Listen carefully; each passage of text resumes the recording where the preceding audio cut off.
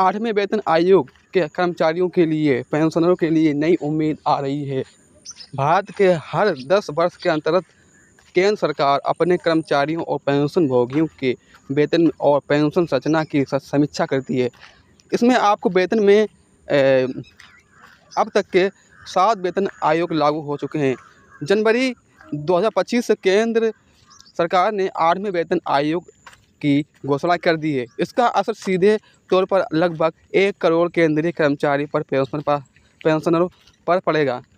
विशेषज्ञों का अनुसार है कि इसमें कर्मचारियों की सैलरी में लगभग 30% से लेकर 34% तक बढ़ोतरी संभव है। रिपोर्ट से यह भी बताती है कि इस बार फिटमेंट वेक्टर 1.83 से लेकर 2.46 के बीच रह सकता है। आयोग की रिपोर्ट 2025 के अंत तक आने की उम्मीद है और इसे जनवरी 2026 में लागू किया जा सकता है। तो जैसे बात कर लेते हैं कि फर्स्ट पेमेंट आपका आया था 1947 स्वतंत्रता के तुरंत बाद, और दूसरा जो पेमेंट आपका आया था वो आया था 1957 10 साल बाद। तीसरा जो पेमेंट आपका आया था वो आया था 1970 कर्मचारियों के वेतनमान में व्यापक के बाद। चौथा जो पेमेंट आपका आया था वो आया था 1983 HRA-DA और अन्य भर्तियों के भविष्य। पाँचवा जो वेतन आया था आपका वो आया था 1994 वेतन संरचना में सबसे बड़ा सुधार रहा था। फिर जो छठा आपका वेतन आया था वो आया था लगभग 2006 पे वैन एंड ग्रांड पे जो शुरुआत थी, ठीक है। इसमें फिर जो आपका सातवां वेतन आया था वो आया था लगभग 2016 से लेकर फैक्टर 2.5 लागू किया गया था। तो ये आपका आया था, मतलब कुल मिलाकर ये यहाँ पर मैं आपको समझा रहा हूँ कि जैसे कि यहाँ पर 1947 से लेकर 2016 तक आपका यहाँ पर आया था ये वेतन आपका, मतलब कुल मिलाकर, ठीक है। और इसमें जैसे बात लेते हैं कि 8वें वेतन की बात की जाए तो 8वें वेतन की केंद्र सरकार ने जनवरी में आधिकारिक रूप से 8वें वेतन की घोषणा कर दी है। अभी तक आयोग के चेयरमैन और सदस्यों की नियुक्ति बाकी है। टॉप्स और रैंक्स TOR यानी आयोग किन किन बिंदुओं पर रहेगी, जिससे रिपोर्ट तैयार करेंगे, यह अनुमान लगाया जा रहा है कि 2025 अंत तक अपनी रिपोर्ट पेश करेंगे। इसके बाद केंद्र सरकार इसके कैबिनेट में मंजूरी देंगे और जनवरी 2026 से लागू किया जा सकता है। जैसे 3 फैक्टर क्या है, जैसे मैं आपको बता दूँ एग्जाम्पल के लिए, फैक्टर जैसे फिटमेट फैक्टर क्या है।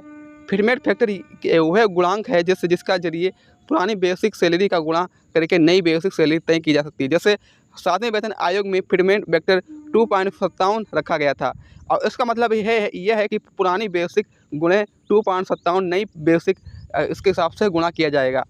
8वें वेतन की बात की जाए तो 8वें वेतन की रिपोर्ट्स के अनुसार 8वें वेतन आयोग में फिटनेस फैक्टर 1.83 से लेकर 2.46 के बीच रह सकता है।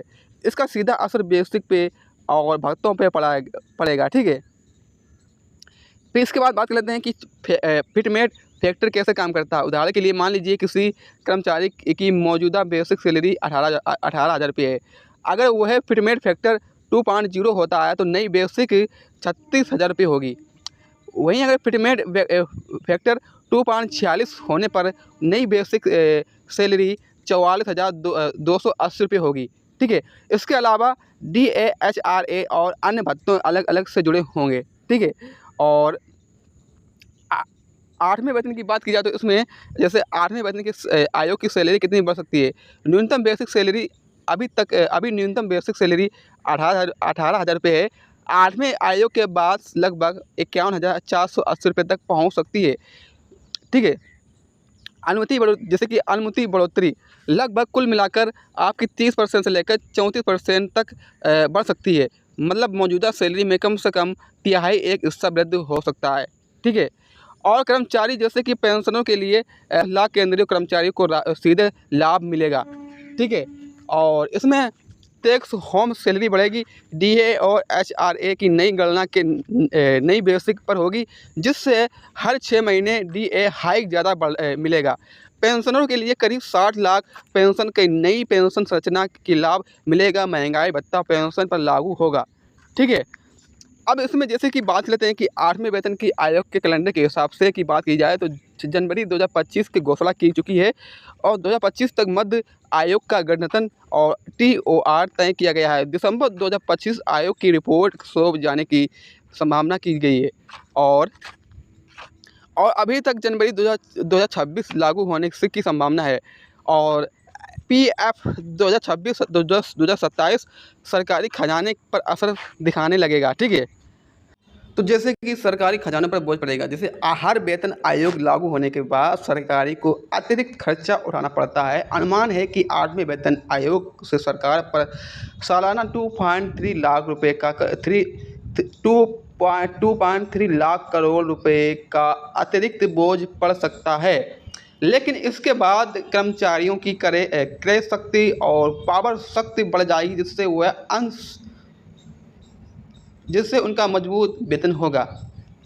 ठीक है, आशा करते हैं ये वीडियो आपको बहुत बहुत पसंद आएगी। वीडियो को लाइक करें और हमारे न्यूज़ हिंदी यूट्यूब चैनल को सब्सक्राइब करें। हम आपको ऐसी ही वीडियो देते रहेंगे, जैसे कि सरकारी योजना, सरकारी पेंशन योजना, सरकारी जो भी कार्ड होते हैं, जो भी कोई भी नई खबर आती है, मैं आपको सबसे पहले देता रहूँगा इस यूट्यूब न्यूज़ हिंदी चैनल पर। तो वीडियो को लाइक करें, सब्सक्राइब करें और बेल आइकन को प्रेस कर दें, ताकि हर वीडियो आपको सबसे पहले मिल जाए। Thank you.